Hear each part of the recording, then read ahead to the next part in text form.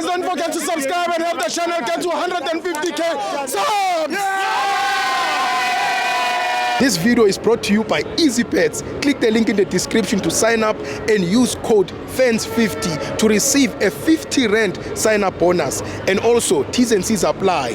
Under 18s are not permitted to gamble.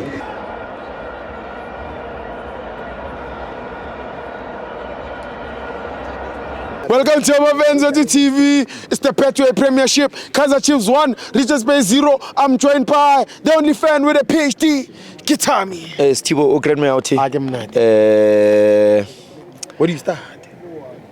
Negiwele station 1 akunukublabla noblabla nawe Changani nokusheweta isonga mfukile meste embatha ayivuki mfana ka midonda rimile rush songa kuba ku nkarhi un'wana hi na nkarhi wa ku vulavula yona because kuba vanhu vo tala faneke va fikelela mi nga rivali ku some of us have got fans in Europe.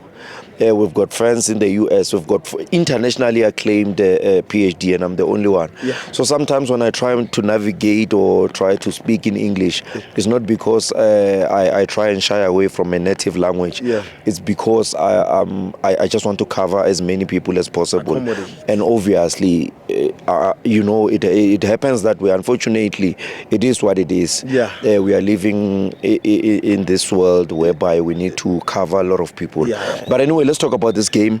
Kaizer Chiefs, a former big team. Yes, former big team in terms of play. But on paper, it is a very big team. That's why they play here at FNB Stadium. They were playing against the Richards Bay, a very new team in terms of the PSL. They started playing their MTN 8 the first time. It was their debut this season. Unfortunately, they only played one game and Sundowns beat them.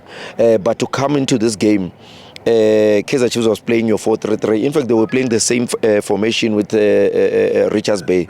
The difference is Kaizer Chiefs had more of the ball. They were playing with Munyano, obviously, on the right, Cross on the left, two centre backs being your Miguel and Aiden McCarthy.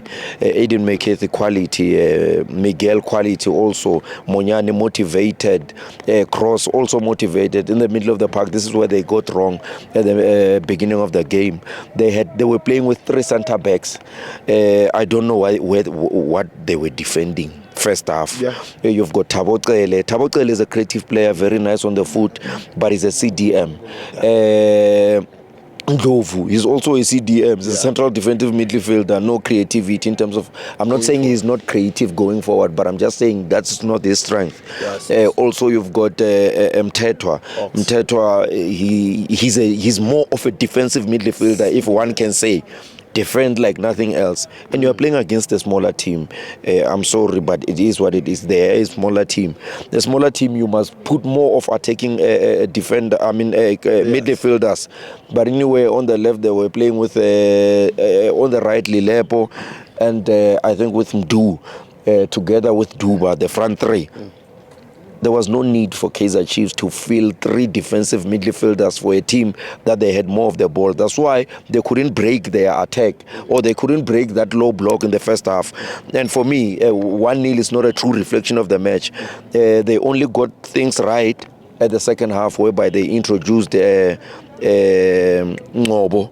Yes, causing Pile Ngobo, and they replaced the very same two CDMs to show that what they're doing, there was nothing there.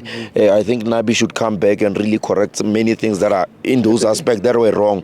They may be excited that they won. Yes, it's an exciting factor, obviously, but they put in a Serino and Pulemodi. That's when Kaizer Chiefs started playing, and then your likes of Lilebo can now play your Duba can play now because there's those creative players who can help you.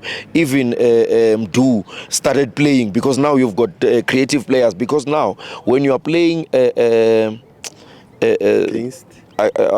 three CDMs, who's this player? Thabo Cele, together with two other defensive midfielders, you are not allowing him to shine, because now every time he has to receive the ball and receive back passes, every time there's no creativity. He does not have people to complement him. But this Kaizer Chiefs, like I'm saying, they were supposed to score more goals. They started having to create more chances in terms of going forward. You could see now Lilepo could go forward.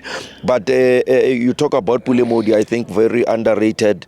He plays on the left with his right, very skillful, always going into defenders.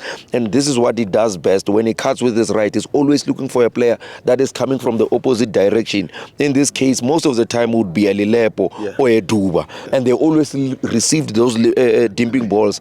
But if they could have a midfielder who's got shot, who's able, who is willing every time their wingers is dropping, is cutting deep, you still have that midfielder like Yotebo Mukwena, Mrembula, who has power in terms of receiving the ball and shooting, because sometimes you need a long range balls rather than to, always playing short balls, because then you are predictable. It means we know that Kaizer Chiefs cannot score long range. That's why you saw when Serino came, that's how he scored. It was not really a long range, but just outside the box to pass the net. So sometimes when you're playing against a low block team, you don't really need to break with short pass. You need to do all those elements, interlinking with other players.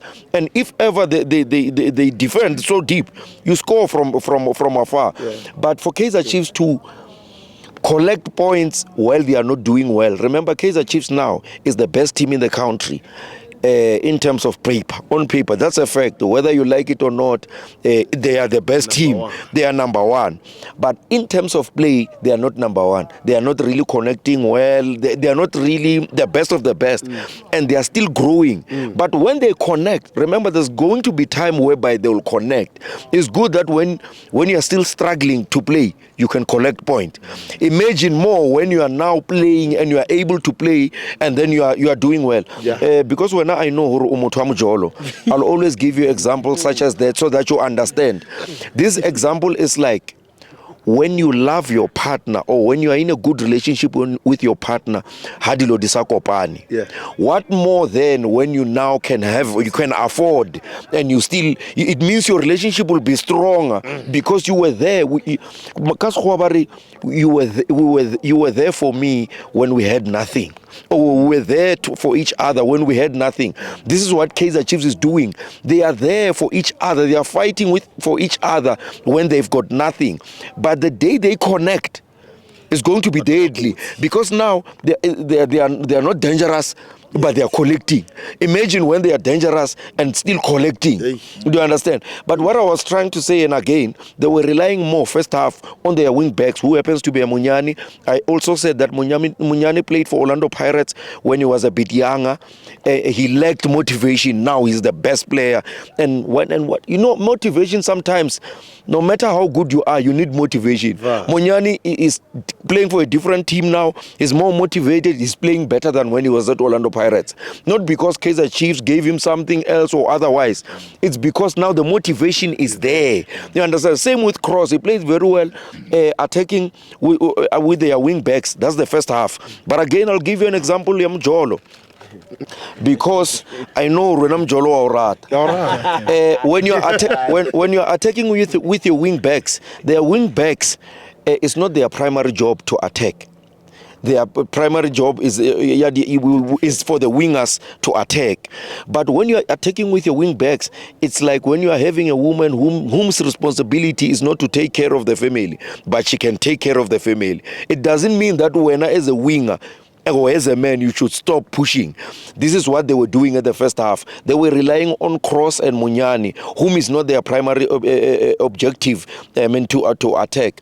But there's a statement that I made, and I'm one person who likes to take accountability.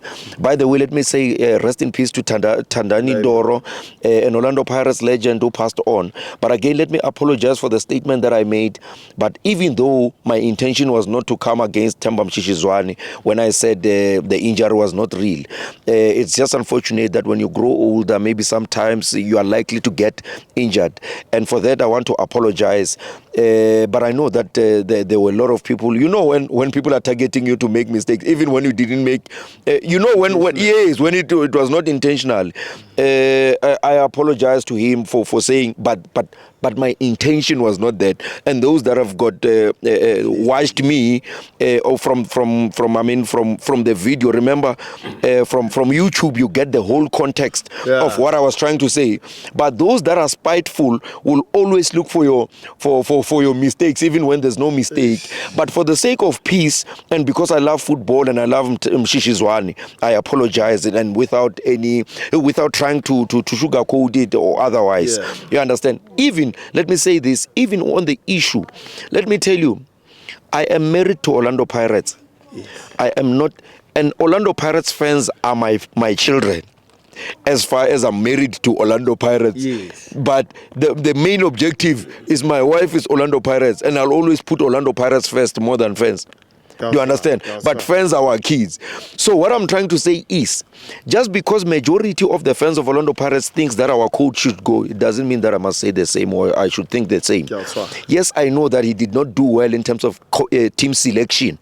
So that's why, and I never deprive anyone to raise their opinion. You understand? Anyone can raise their opinion. But I'm an independent thinker myself. I cannot allow myself to just go with what the millions are saying. I don't go with the wind. You understand? I don't just say things for the sake of likes. I say things because I think sober, and I know that this coach, the only thing that he was struggling with was to get his first 11. But I've never seen an Orlando Pirates, even in Jesse Rivero's era where we beat Sundowns, we never dominated Sundowns. And this coach, for the first time, he dominated Sundowns. And there's a ball again that was cleared by a defender where he hits a chest trap, and then Akenya Cardoso under pressure. Cardoso took the ball, and then he had to do like this. You understand? So it means the level now. Yes, it's peer pressure. And Miguel Cardoso is not known for playing football. Anyway, so you cannot compete with a fish. Cardoso, relax, concentrate on packing the bag, because the chances are very high. Thank you. Danko.